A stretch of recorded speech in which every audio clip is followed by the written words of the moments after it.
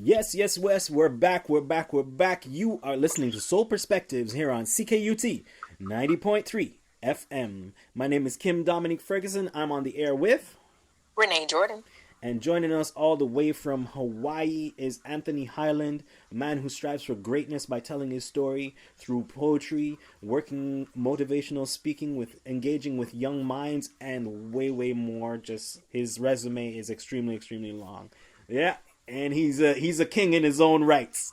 Um, um, so we've spoken quite extensively about yourself as an individual, being a military man, using your social media platform to speak out on many issues.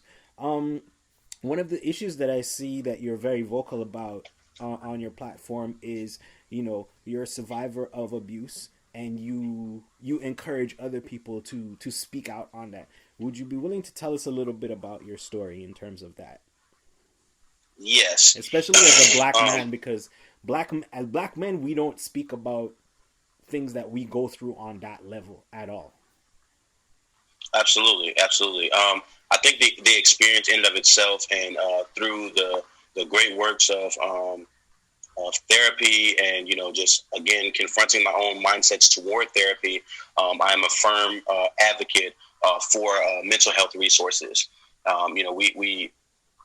We do very little on addressing the causes, but we put so much emphasis on what the outcomes are. So growing up, seeing my mother get abused, and even trying to defend her, and ending up homeless, as a result of it, was a different experience. I came home one day from school, and her abuser had actually discharged a weapon towards her, to whereby the casing was still in the wall, and it wasn't even a second thought to defend her. And in doing so, I was told to pack my bags and leave. So I was very confused. I was very hurt, and I was just like, I don't understand. And for a long time, as a child, we grow up with this mindset, more specifically as a black male, that when a girl hits you, that she likes you, Yeah. Or And she vice has a lot versa. of interest in you. And vice Right. versa. Girls are And also taught if a boy hits you, he likes you. right, which is probably one of the most tumultuous ideologies to peddle to children, to whereby, growing up, I kind of looked at it that way until I got to college, and I actually was in an abusive relationship, to whereby, the young lady, I myself, I'm 6 foot, 230, I'm pretty decently built, I ran track, I played football, I played basketball, and, this young lady, she was, 5'7", maybe 130 pounds soaking wet. So people would look at that like, oh, well, you're so big, and, she's so small. And it's just like the verbal and physical abuse that I endured, people were just like, well, why didn't you just fight back? Or, why don't you? And to me, it comes off so gaslighting, Yeah. because although it's easy to say that, in that moment, you don't realize how powerless a person feels, Yeah. or how they've convinced themselves that this is what they deserve, or, this is just, they do it because they love you, and, my grandmother, she taught me and my brothers this as children, and it didn't really click again until I got to college. Love does not hurt. Love is a blissful feeling. Yeah. Love is a passionate feeling. Pain hurts. Pain is what hurts. Yeah. So in that, I had to, number one, stand up for myself and say, hey, listen, statistics say it takes 7 times to leave before you actually leave, a domestic violence situation, whether that be verbal, mental, physical, sexual, emotional, religious, anything of that nature. 7 times. Yeah. To whereby you get that, you get to that point of, you know what? No, you're not going to do this to me, because I'm much more than this. And I just, I stood up for myself, and she broke up with me. Yeah. And in that, I realized is that I can't just allow someone to take advantage of me on that regard. And that lesson clicked. Yeah. Love does not hurt. Pain hurts. So even in talking about it, one of the things that I found is that most men are not very sympathetic or empathetic toward a man speaking up about said issue. Let's go a little bit deeper. When I was 13, as well as when I was 17, Mm-hmm. I was sexually assaulted by a family member. And, I wasn't believed. Again, 6 foot. At the time, I was maybe 210-ish. I got that good old marriage weight. Right. And I wasn't believed, and the mindsets that some of the men around me had were, things like, well, you should have enjoyed it, or, why would you snitch, or, not realizing the emotional trauma that I dealt with for years, trying to heal from that. And again, and I keep saying grandma, God rest her soul. My grandmother is pretty much who raised me. She taught us that you want to know, well, she asked us, or she made this statement rather, you want to know how much you haven't recovered from as a child? Have one. Yeah. So some of the things that I dealt with, I didn't realize. I thought that I had got enough healing, or I had talked to enough people, and then I had my first child, and I realized all of it came snowballing back. Yeah. Because when you go to parent, so when you go to parent your child, or when you go to think about the things in which your child could potentially come across, my first child was my daughter. Right. So in my mind, we're in a time where human trafficking and sex trafficking is very huge. Yeah. People have the campaign Save the Children.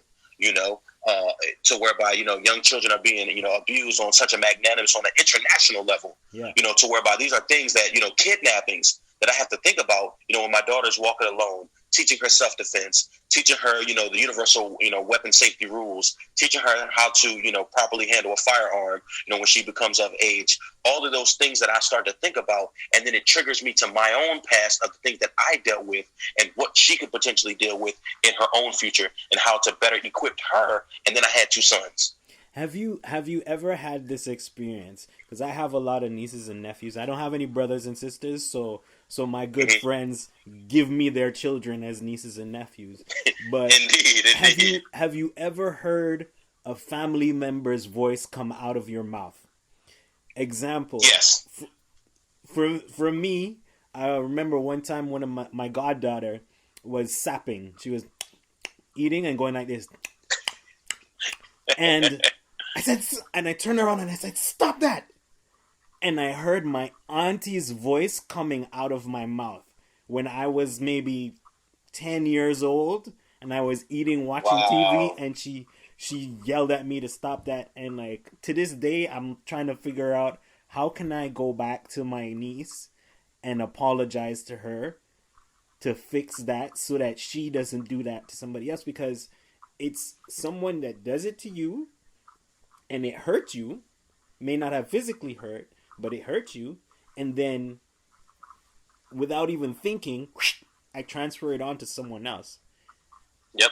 So you've had that experience.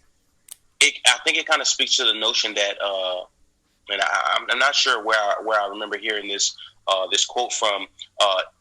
If you never heal, you will end up bleeding on people that never cut you. Right. So in that regard, if you've never that's very intense. Indeed. So in that regard, in terms of your life, if you've never healed from the things and the traumas in which you dealt with, then you will end up pushing those mindsets and those ideologies off on either your mentees, more specifically in my case, my children, so I confront those. One specific thing that I know for a fact that I confront is the idea between correction and abuse. So my mother, and let me preface before saying this, we have a much better relationship now. I've fully forgiven her for the things in which she's put me and my brothers through, but she abused us as children, and she acknowledges that, and we've worked through that. But for me, I do not physically reprimand my children before talking to them, and that's something that I consciously do, because back then there was no talking, there was no walk over to the socket. This is a socket. You do not put a fork in the... No. There was no talking. There was a slapping on your hand, or you got hit with something. Yeah. And you just knew you associated that area with pain.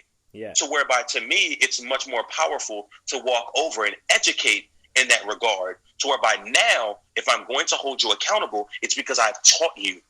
I don't hold... And my wife and I, we're on the same page with that, to whereby if they're doing something that we have not said, hey, listen, that's, we don't do that, Now I call them the cliches or the euphemisms, if you will, that my grandmother used to say, growing up. Like, for example, my daughter fall out, on the ground. Well, if you fall out, I'm gonna fall out right on with you. I'm gonna get right on down there with you. You throw a temper tantrum, I'm gonna get down there and throw a bigger temper tantrum. Yeah. If you show out in public, I'm gonna show out better than you. Those types of quirky little things that we say. But I had to realize too that those things can contribute to that emotional trauma. And I don't want to raise children, and this is a personal declaration that I have. I do not want to raise children that have to recover from. I don't want to raise adults that have to continually recover from their childhood. And I think utilizing that as a mindset moving forward, as well as those around me, the men of all different walks of life that, have children that, attach themselves to me, and we have conversation. I ask them, how often do you talk to your children? What do you mean how often? How often do you talk to them? Just general conversation. Me and my wife, we don't do the baby talk. The goo-goo we don't do that. Yeah. We talk to them as if they're young children.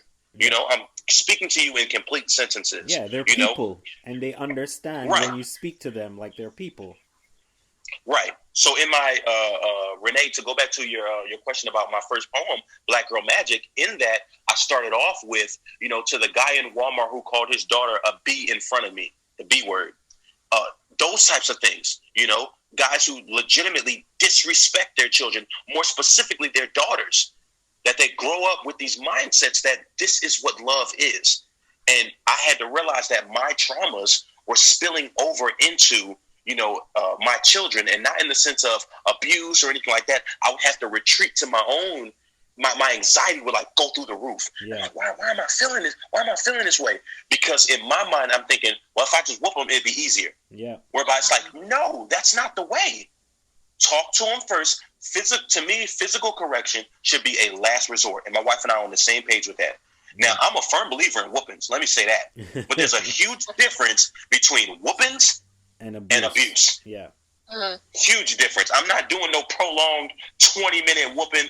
To me, there's nothing corrective about that. You know what I mean? To me, that's abuse. Yeah. I may give them, 2 taps or 3 taps. That's it. Yeah. Meaningful. Rah, rah, rah. Rah, rah. That's it. You know what I mean? Yeah. And then afterwards, hey, listen, let's have that, that conversation of this is why we don't do this. Or this is, and again, after a certain point, I truly do believe that you should not even have to resort to that anymore, because you should have set your expectations down so much. Again, big difference between correction and abuse, or whoopings and abuse. Yeah. Just a tap on the hand. No, we don't do that. I don't have to full off and whoop you because you flipped the bowl over on the table and your Cheerios fell on the floor.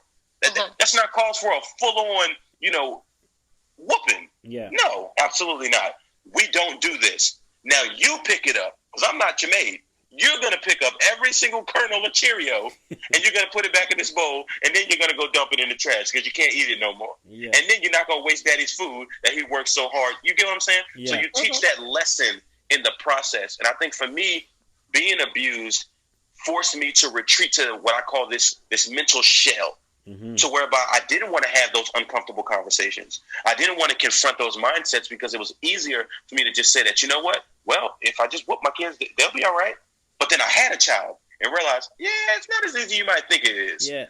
We all tend to have that, like, before we have kids or before we're even like interacting with a lot of children, we're like, yo, for sure, I'm gonna get that ass whooping if they get out of line.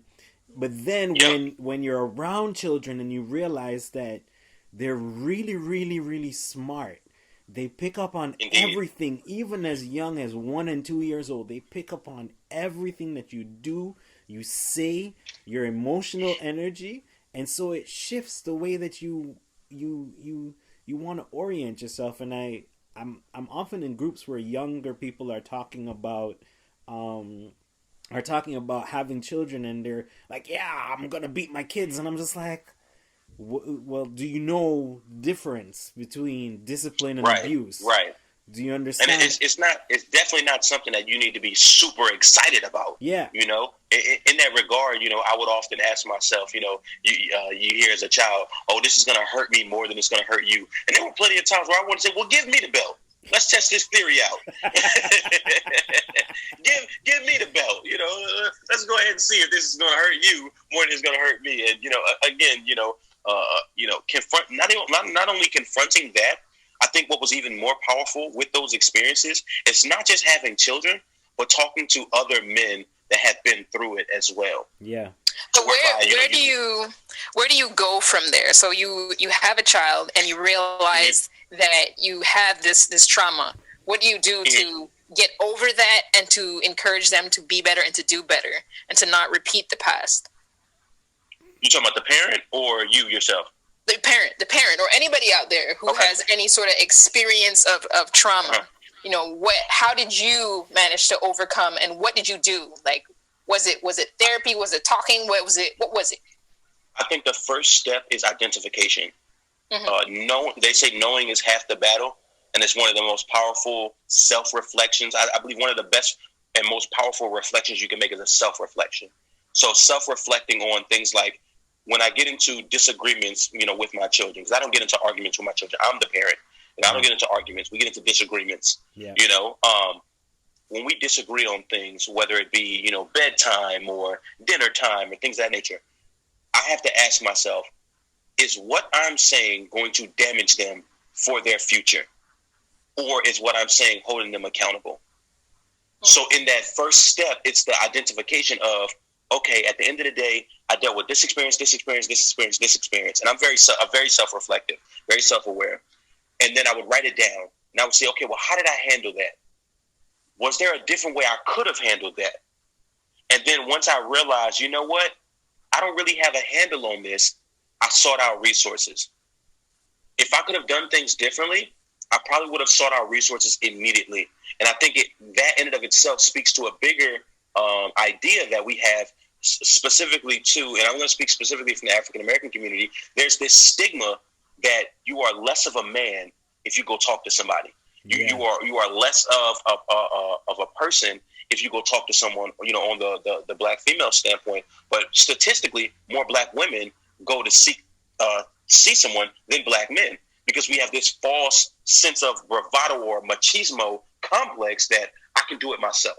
Yeah, I can deal with this on my own. When the reality is that one of the most powerful things that you can do is seek help. One of the most powerful things you can do is acknowledge that what you're going through is hurting you. And a lot of men don't want to confront that because it takes you to a very, very dark place. December 23rd, 2009, I actually wrote a poem about it. I tried to go what I consider the ultimate mile in taking my own life. And, I was at a very depressive point in my life. And, I just felt like I would much rather not be here than be here. And in that experience, what I learned is that we spend so much time focusing on what we don't have instead of cherishing what we do.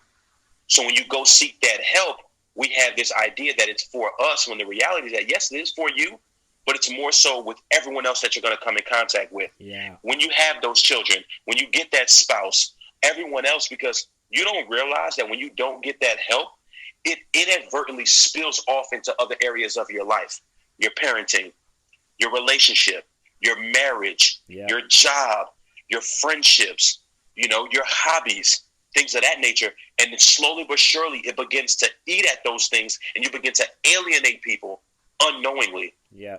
And when you seek that help, when you decide to say, you know what, I can't do this on my own. And then also too, another piece to that is having encouraging people around you. People that understand that it's okay for you to go and talk to someone and encourage you to go talk to someone. Hell, my wife, we've become so synced that we've been married for 5 years. We've known each other for 12. We don't even have to talk to each other to know when one's going through something. And she'll just come and just hold me. I'm not going to tell you it's going to be all right, because it's okay to not be okay. But what's not okay is to stay that way. Yeah. Yeah. So you know each other emotionally, physically, so you know all the nonverbal cues that Indeed. Says, okay, something's going on, but I don't know what it is, but I know something's going on, and I'm going to support you. Absolutely. That is beautiful. We do have to take another break, the final break for the evening. Just in case you're tuning in for the first time, we're speaking to Anthony Hyland all the way from Hawaii. amazing speaker, spoken word artist, motivational speaker, has big plans for the future. Keep it locked. We have one more segment for you. You are listening to Soul Perspectives here on CKUT 90.3 FM.